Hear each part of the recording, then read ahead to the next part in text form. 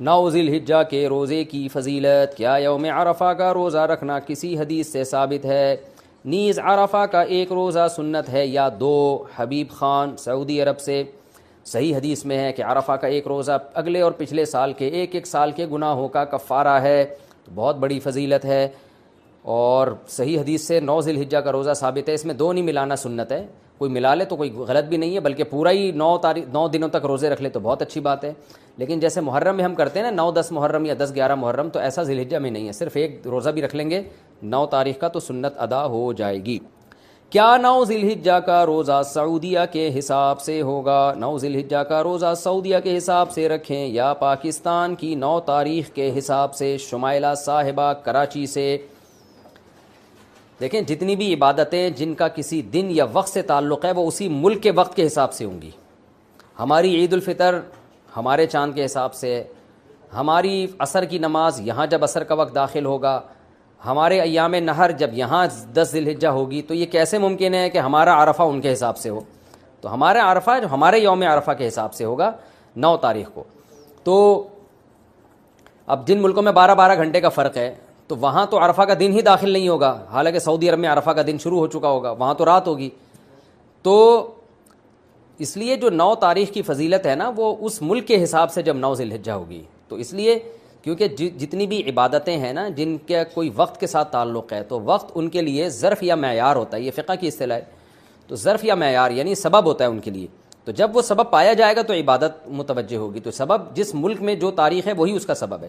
جیسے فجر کا وقت جب یہاں داخل ہوگا تو یہاں فجر کا ہوگا. سعودیہ کے حساب سے ہم نہیں چلیں گے. ظہر یہاں کے حساب سے، عصر یہاں کے حساب سے، تو عیدین یہاں کے حساب سے، رمضان یہاں کے حساب سے، تو عرفہ بھی یہیں کے حساب سے، لیلۃ القدر بھی یہیں کے حساب سے ہوگی.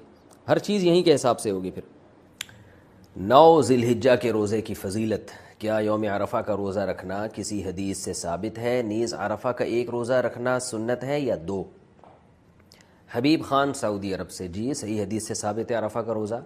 آپ صلی اللہ علیہ وسلم نے فرمایا مجھے امید ہے کہ جو یوم عرفہ کا روزہ رکھے گا تو یہ ایک دن کا روزہ 1 سال پچھلے اور 1 سال اگلے گناہوں کا کفارہ بن جائے گا. علماء کہتے ہیں اس سے صغیرہ گناہ مراد ہوتے ہیں، کبیرہ مراد نہیں ہوتے. تو یہ بہت بڑی فضیلت ہے، اس لیے عرفہ کے روزے کا اہتمام کرنا چاہیے. عید کتنے دن ہوتی ہے؟ 1 دن یا 3 دن؟ عید الفطر اور عید الاضحیٰ ایک دن ہوتی ہے یا 3 دن؟ زوجہ منصور کڑک سے. کرک ہے یا پتہ نہیں کڑک ہے، کرک ہے میرا خیال ہے، کے پی کے میں کرک. عید الفطر 1 دن کی ہوتی ہے اور عید الاضحیٰ میں جو قربانی کے دن ہے وہ 3 دن ہے. تو اس لحاظ سے ان 3 دنوں کو عید کا دن کہا جاتا ہے. تو ویسے تو اسپیسیفک 10 ذی الحجہ ہی عید کا دن ہے، لیکن قربانی کے دنوں کو ملا کے 3 دن عید کے کہے جاتے ہیں، کیونکہ 10، 11، 12 ان تینوں دن قربانی ہوتی ہے اور عید الفطر 1 دن کی ہوتی ہے. چوتھے دن قربانی کرنے کا حکم. کیا چوتھے دن قربانی کرنا صحیح ہے؟ کیا نبی کریم صلی اللہ علیہ وسلم نے چوتھے دن قربانی کی ہے؟ بنت عزیز احمد انڈیا سے. کسی صحیح حدیث سے ثابت نہیں ہے کہ آپ صلی اللہ علیہ وسلم نے چوتھے دن قربانی کی ہے یا چوتھے دن قربانی کا حکم دیا. کوئی صحیح حدیث اس بارے میں موجود نہیں ہے، اور اس کے برخلاف صحابہ کرام کے کثیر تعداد میں صحیح سند سے فتاوی موجود ہے جن میں ہے کہ قربانی کے دن صرف 3 ہیں، 10، 11، 12. تو تواتر سے صحابہ کرام سے یہ بات ثابت ہے. اس لیے چوتھے دن اگر کوئی قربانی کرے گا تو اس کی قربانی نہیں ہوگی. عید والے دن قربانی تک روزہ رکھنا کیسا ہے؟ کیا عید والے دن قربانی تک روزہ رکھنا سنت عمل ہے؟ اگر ہاں تو کیا برش وغیرہ کر سکتے ہیں یا پانی پی سکتے ہیں؟ بنت عزیز احمد انڈیا سے. عید کے دن تو روزہ رکھنا حرام ہے. ہاں یہ ضرور ہے کہ رسول اللہ صلی اللہ علیہ وسلم عید الفطر میں نماز سے پہلے کچھ کھایا کرتے تھے، کھجور وغیرہ تناول فرمایا کرتے تھے، اور عید الاضحیٰ میں آپ صلی اللہ علیہ وسلم بقرعید کا جو جانور کا جو گوشت ہے، قربانی کا گوشت، اس سے آپ کھانے کی ابتدا کرتے تھے. تو بہتر یہ ہے کہ بقرعید والے دن آپ کچھ نہ کھائیں اور پہلا لقمہ جو آپ کے پیٹ میں اترے وہ قربانی کے جانور کا گوشت ہونا چاہیے. یہ افضل عمل ہے، لیکن کوئی لازمی نہیں ہے. اور خاص طور پر آج کل لوگ خود تو قربانی کرتے نہیں ہیں، قصائیوں کو بلاتے ہیں، اس میں کئی گھنٹے گزرے جاتے ہیں، صبح سے لے کے وہ دوپہر تک بھوکے رہنا مشکل ہوتا ہے. تو کوئی کھا بھی لے پہلے تو کوئی حرج نہیں ہے. البتہ افضل یہی ہے کہ پہلا نوالا قربانی کے گوشت کا اترنا چاہیے، بہتر ہے. تیسرے دن قربانی ہو تو بال اور ناخن کب کاٹیں گے؟ اگر مجھے تینوں دن قربانی کرنی ہو تو میں اپنے بال اور ناخن پہلے دن قربانی کے بعد کاٹ سکتا ہوں یا پھر ساری قربانی کرنے کے بعد تیسرے دن کاٹنا بہتر ہے۔ فقیہ الزماں، دہلی سے، نام تو بڑا خاندانی رکھا ہوا ہے، فقیہ الزماں۔ جناب فقیہ الزماں صاحب، اگر آپ نے تینوں دن دیکھیں، نبی صلی اللہ علیہ وسلم نے فرمایا جس نے قربانی کرنی ہو تو ذی الحجہ کا چاند نظر آنے کے بعد اسے چاہیے کہ وہ اپنے بال اور ناخن نہ کاٹے۔ یہ بہتر عمل ہے، سنت عمل ہے، لازم نہیں ہے، پہلی بات تو یہ۔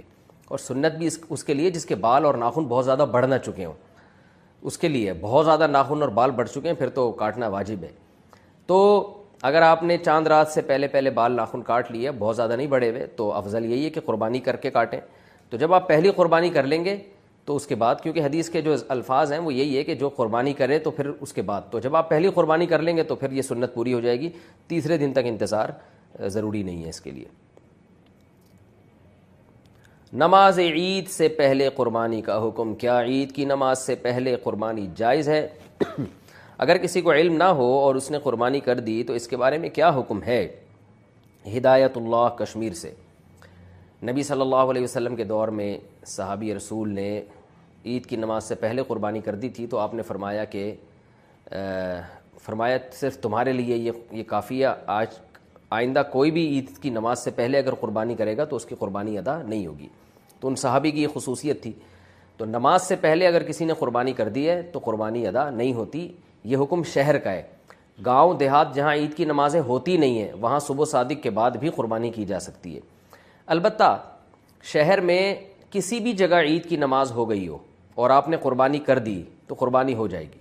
یعنی آپ کے محلے میں عید کی نماز دیر سے ہو رہی ہے تو آپ نے قربانی پہلے کر دی، لیکن کسی اور محلے میں پہلے نماز ہو چکی ہے تو بھی قربانی ادا ہو جائے گی۔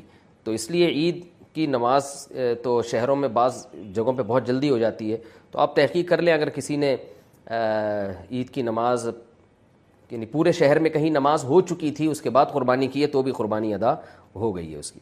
اچھا، اس میں علم ہو یا نہ ہو اس سے کوئی فرق نہیں پڑتا، جہالت کوئی شرعی عذر نہیں ہے۔ اگر کسی کو مسئلے کا علم نہیں تھا اور اس نے نماز سے پہلے قربانی کر دی تو بھی قربانی نہیں ہوگی۔